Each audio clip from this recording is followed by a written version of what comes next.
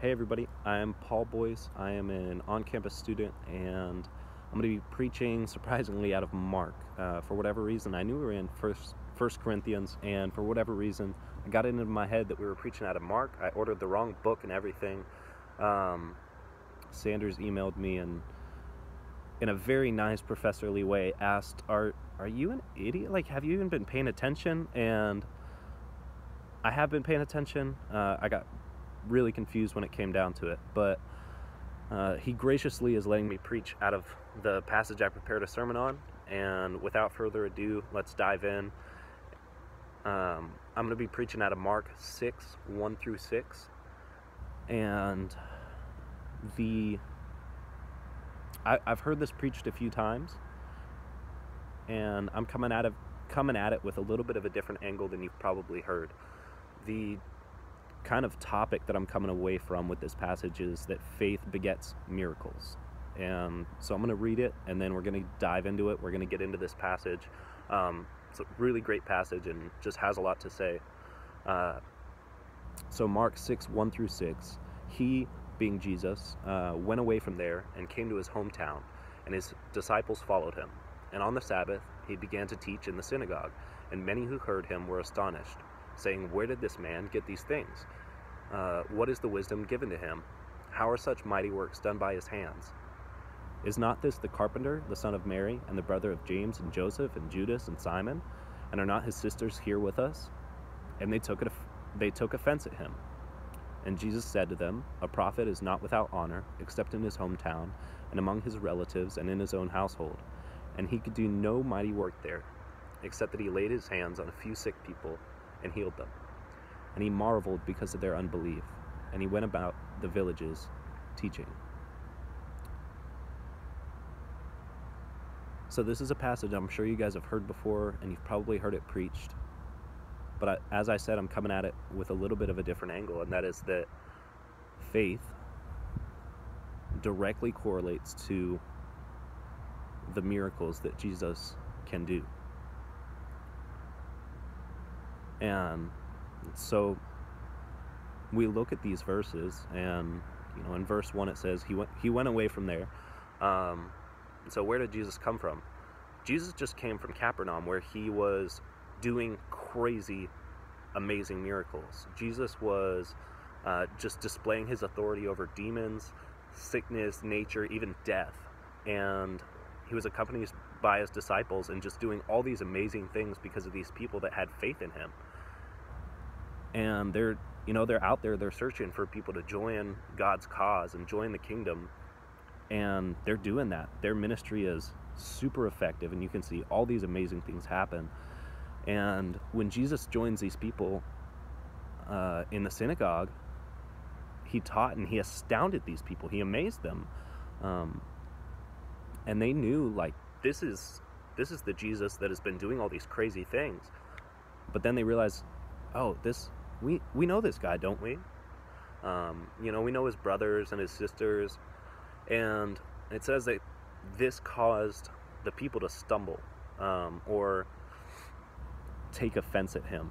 This is the same word. This is the Greek word scandalon, and it's the same word that Paul uses when he says, don't cause a fellow believer to stumble. And somebody, I think, preached on that this past week.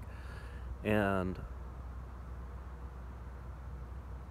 it quite literally, the fact that they knew Jesus caused them to doubt him and not have any faith in him, despite what they'd seen and what they'd heard.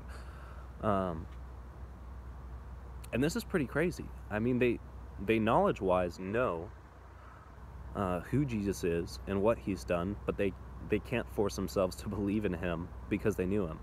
And I think this is incredibly true for us as well. Maybe not for the same reasons, but we know who Jesus is. We know what he's done. We proclaim him as Lord, which is the difference between us and the people in Nazareth, Jesus' hometown. We proclaim him as Lord, which is an amazing thing. And that faith that we have in him as Lord and as Savior allows him to do a great work in our lives. You look at verse 5, And it says that Jesus was not able to do many great things there because of their lack of faith. This is Jesus who just came from raising the dead and healing the sick and all these crazy things.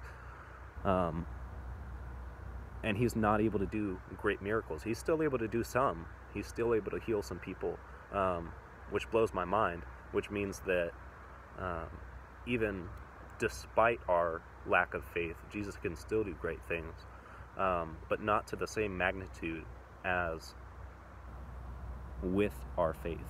And that's what I'm getting at here today. If you look at George Mueller is a great person to look at. He's not alive anymore, but he's a great example of this great faith, and just for us in close to our time, what this faith looks like.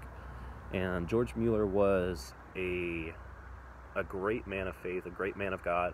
He ran an orphanage and never asked anybody for money or food or anything. All they did was pray to God. They would sit down at the table, some days with nothing to eat, and they would say, God, we thank you for this meal that we are about to receive. We love you and we trust you, and God, we thank you for this meal because we know you're a good God and that you provide. And every single time that happened, they had either a milk truck break down right outside, or a meat truck, or somebody from the church knocked on the door and said, hey, I just made way too much bread, did you guys need some? And every time, because of his great faith and because of the faith of the people who were in that community, he was provided for every single time, just in prayer, not in asking anybody. But what does this look like in our lives? Faith comes from the knowledge of who God is.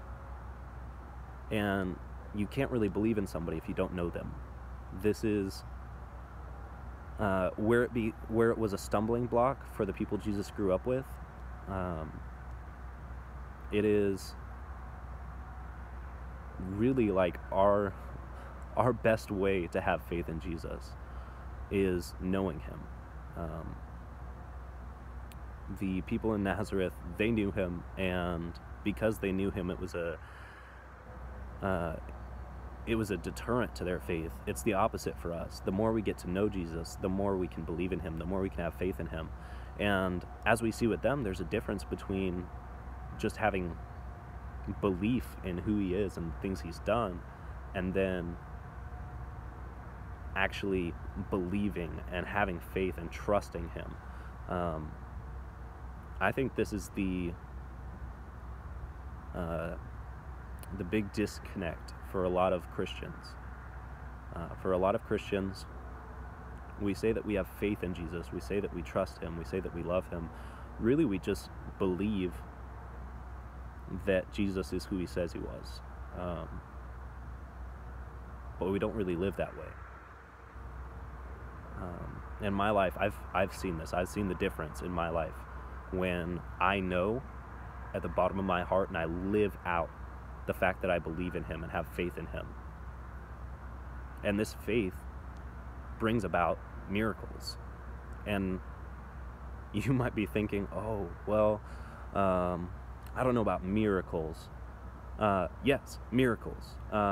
Things that both are, just great things that happen in our lives that wouldn't have been able to happen with God, as well as the same miracles that we saw Jesus do, driving out demons, healing people, even raising people from the dead. And not all of those I've seen in my life, but I have seen some of them. I've seen the difference when I've lived just in the kind of belief of Jesus, where I knew what he'd done, but didn't really apply that or live like that. And then I've seen Jesus do miracles in my life because of my faith in him. I've seen him heal people through me. I've seen prophecy happen through me. And this is insane. It's a crazy thing, but it's awesome. and it's all because of our faith. As I'm going to close up, I am going to give you guys a challenge, and that challenge is that I want you to set aside 10 or 15 minutes this week at least to see, do you really have faith in God? Is your life showing that? Have you seen God work in your life? If not, figure out where that gap is. Figure out where the gap in your faith is. Get to know Him more. Dive into His Word. Solidify for yourself that you believe in Him. And turn that just knowledge belief and the fact that you know who Jesus is into trust in Him and faith in Him, because He works and He moves. Faith begets miracles. Thank you.